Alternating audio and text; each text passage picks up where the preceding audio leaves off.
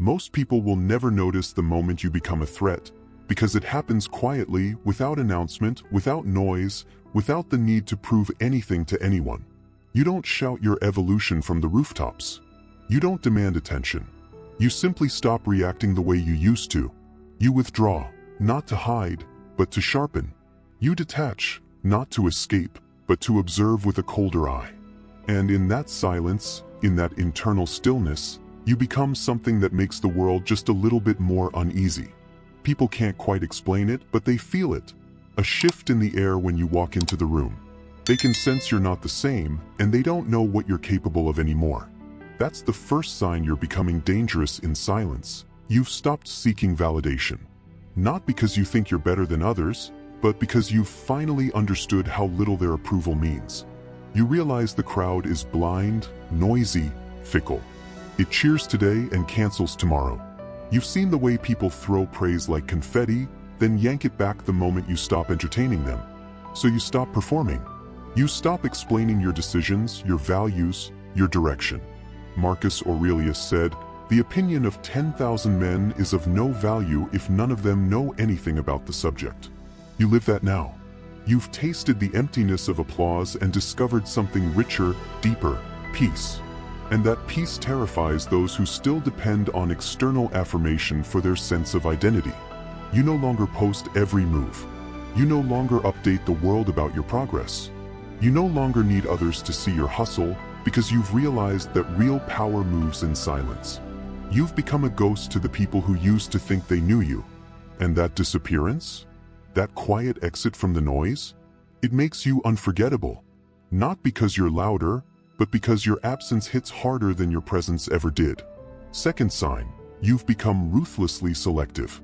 Your time, your energy, your focus, it's all accounted for now. You don't spread yourself thin trying to keep connections alive that have already served their purpose. You don't chase. You don't beg. You don't compromise your peace to keep a seat at a table you've outgrown. Seneca wrote, "Associate with people who are likely to improve you." And so you do. But improvement doesn't always come with comfort.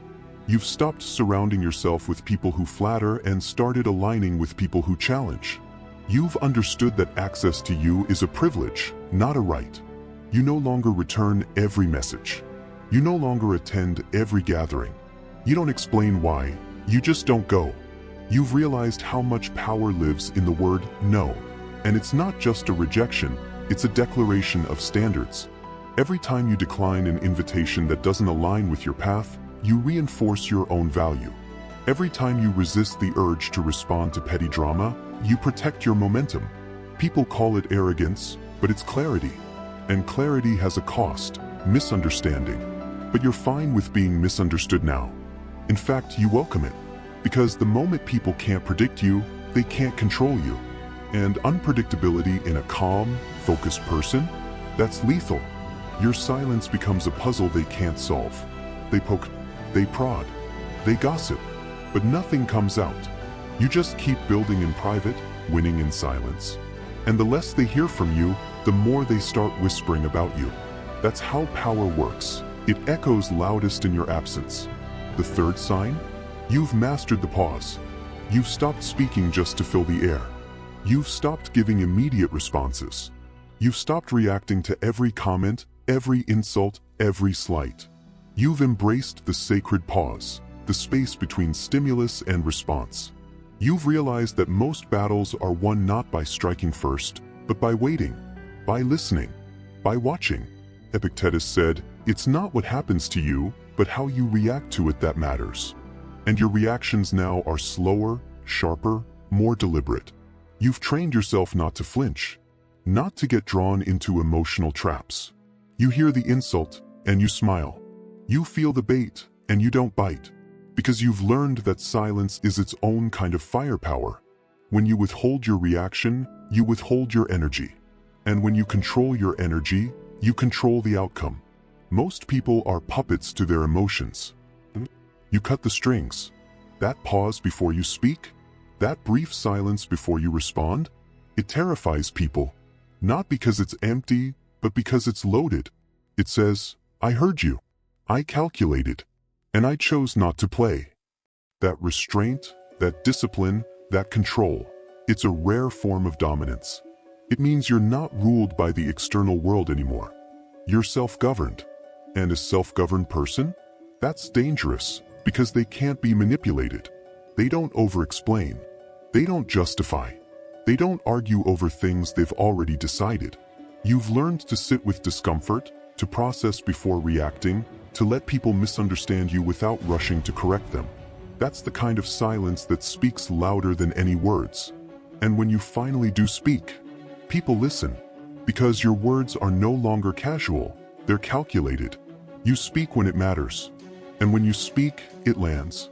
Your presence alone starts doing what your voice used to do.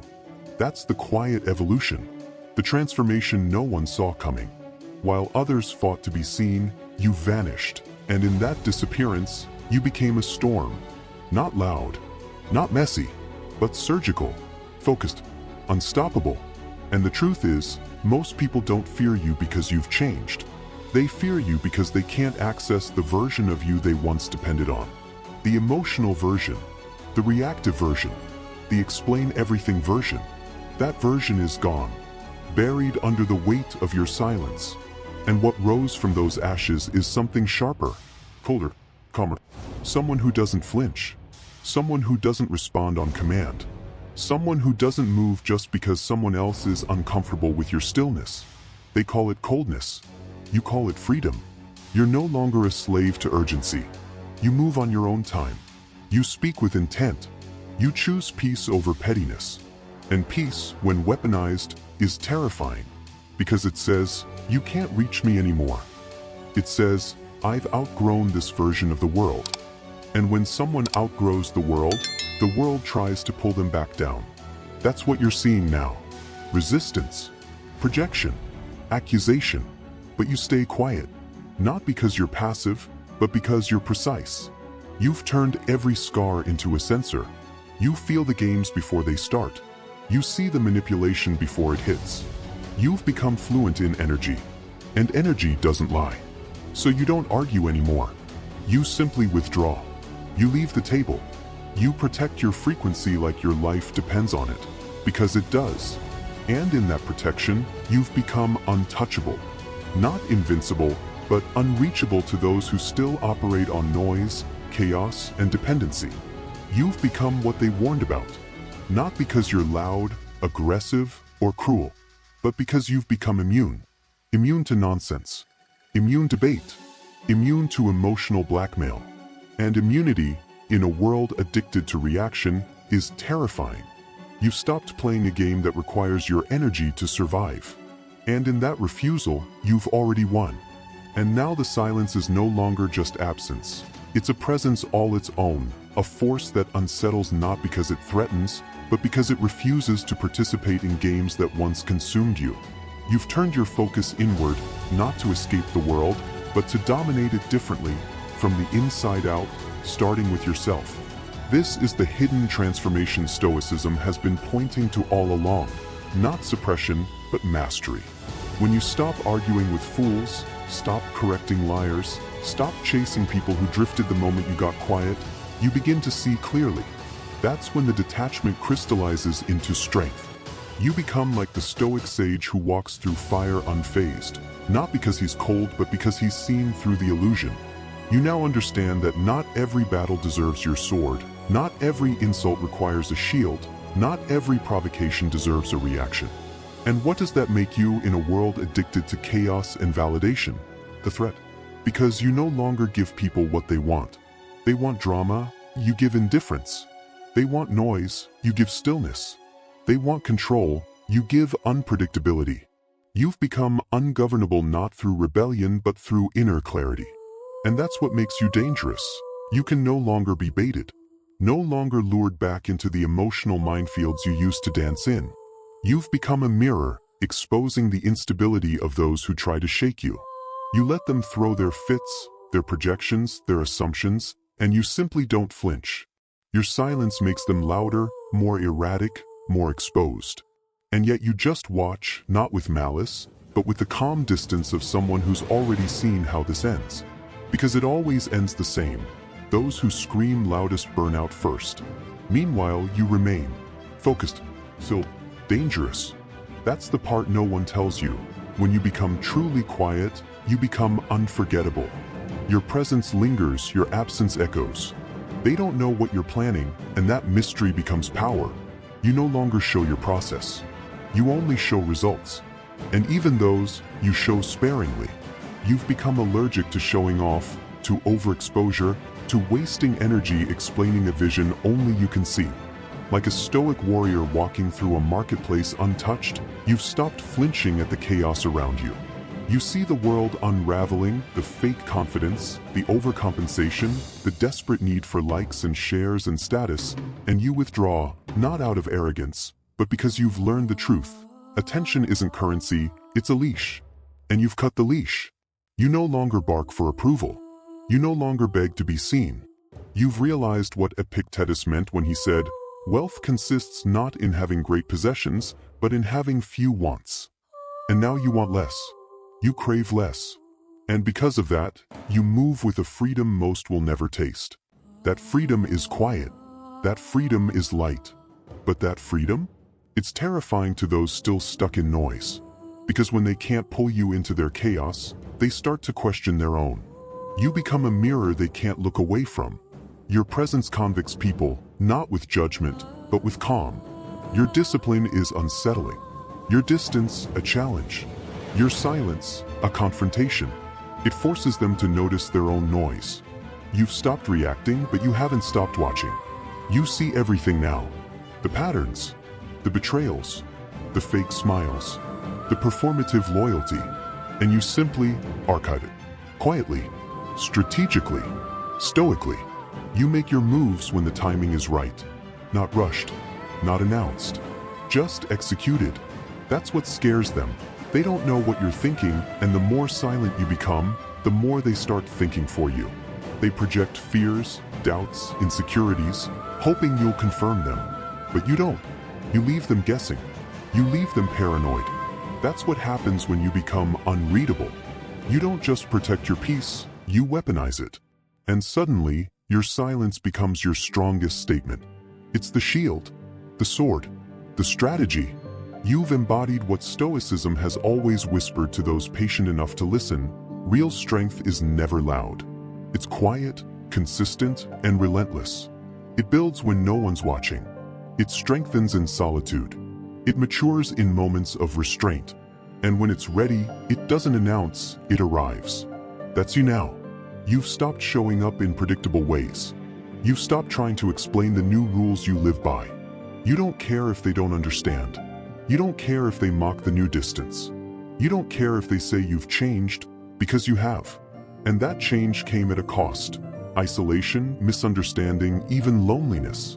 But that's the price of freedom, of clarity, of growth. And now, on the other side of that cost, you found something that can't be faked, self-trust. You trust your silence. You trust your intuition. You trust that you don't need to prove your value, because it speaks in everything you don't say. People start treating you differently, not because you asked, but because they can feel the shift. The air around you is heavier, more focused, more intentional. They sense that you no longer entertain weak conversations, half-hearted commitments, energy vampires. And they're right. You don't. You used to explain your boundaries. Now you just enforce them. You used to justify your solitude. Now you just disappear. You used to answer every call. Now your silence is the answer. You've become the person who doesn't need to be seen to have impact. Who doesn't need to be heard to be understood. Who doesn't need to speak to be respected. That kind of transformation doesn't scream. It doesn't advertise. It just exists. It just is. And it unsettles everyone still addicted to noise. You are no longer accessible in the way you once were. You've become your own sanctuary, your own protection, your own center of gravity. And that scares people, not because you've harmed them, but because they can no longer reach you. And that's the final sign. Not just that you're dangerous in silence, but that your silence has become your domain. You've stopped needing the world to meet you where you are. You've simply moved beyond it. And now you walk among noise like a ghost in armor, untouched, unbothered, unbreakable, and they can feel it. Subscribe, because what's coming next? You'll want to be ready.